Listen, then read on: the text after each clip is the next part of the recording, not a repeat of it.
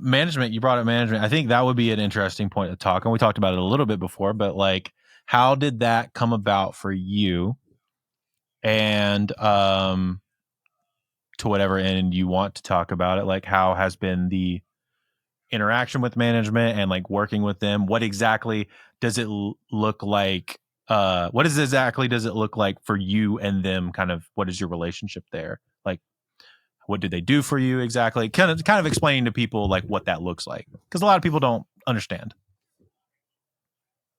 Yeah. I'll do my best. So for anybody who's like I'll kind of maybe lay it out a couple of different ways. Yeah. So in general, I've seen management look a few different ways. I think maybe two different ways as my observations have been. One, where it's pretty hands-on, like management can be as active as, also being in charge of like projects that are going on and helping coordinate your schedule or priorities of like, for in my world, like what mixes I might do this week or what track I need to finish. Could be that hands-on and doing my email inbox stuff and all that, and as hands-off as like the way that I prefer to be managed and to work with my manager David is pretty hands-off until like I've talked. No, okay, excuse me. So that's one way where it's really hands-on.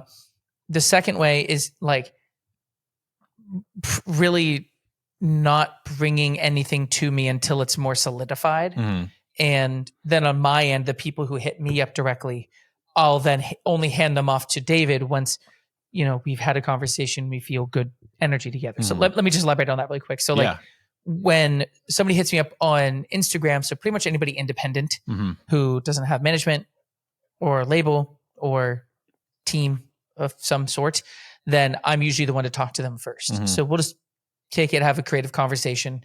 Then David's the one who will discuss like budget, try to help find how we can, make it work. And he's the guy who handles all that, terms, logistics, paperwork. He does all that conversation. So when it's somebody independent, typically we just chat, come up with like an idea of what we want to do. Yeah. So sometimes it's a single, sometimes it's they're recording on their own, sometimes it's this, sometimes it's that. This person wants to do a writing trip.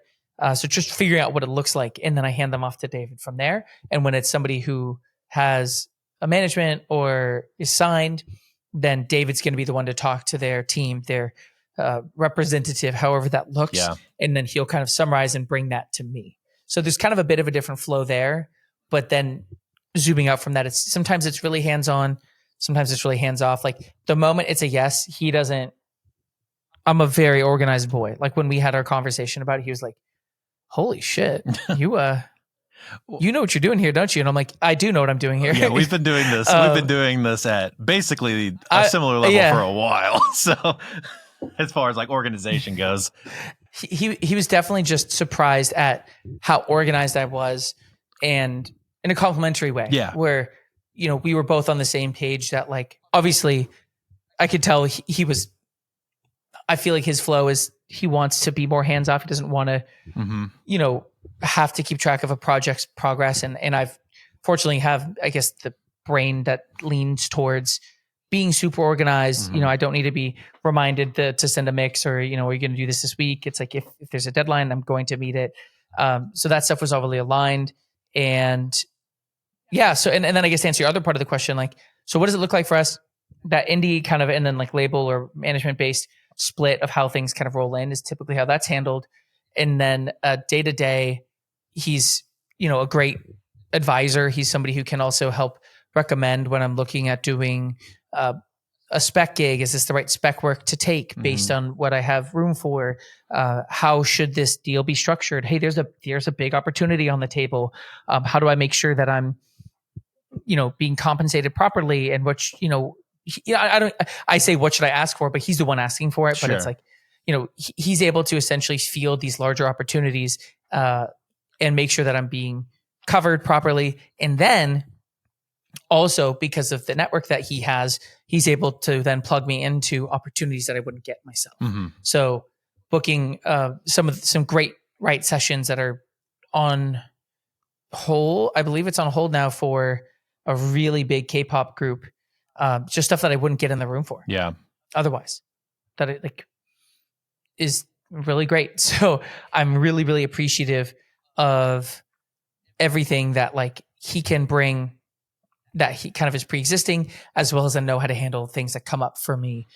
Whether it's even like the small stuff or the big stuff. It's like, hey, this is a situation that's come up.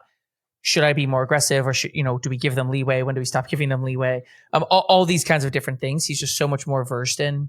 And I really appreciate that sounding board, the doors that he can open. And honestly, just like, he just fucking cares. Like David just really fucking cares about me, my well-being. We had a phone call, and because he was like, hey, should I have a write? I could book you a writing session.